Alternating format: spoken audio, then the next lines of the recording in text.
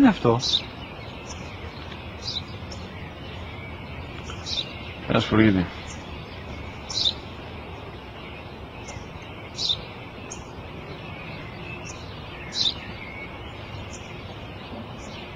Τι είναι αυτό?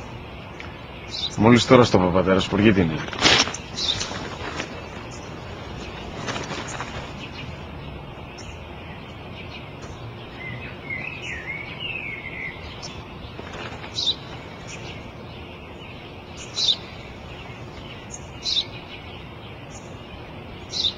Τι είναι αυτό? Ένα σπουργίτη είναι, πατέρα. Ένα σπουργίτη. Σπου-γι-τι.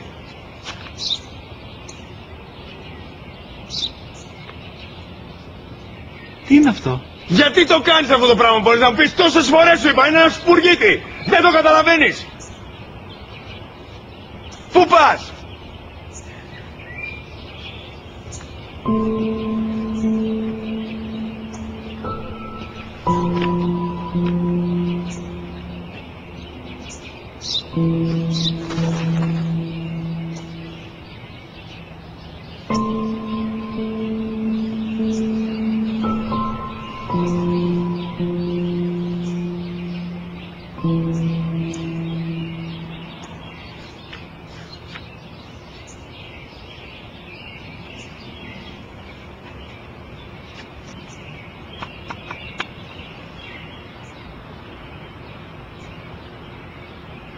Δυνατά.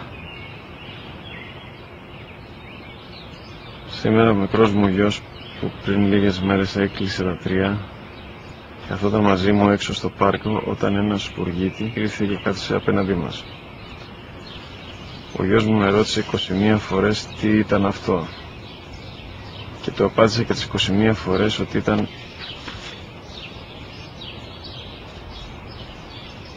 ένα σπουργίτη.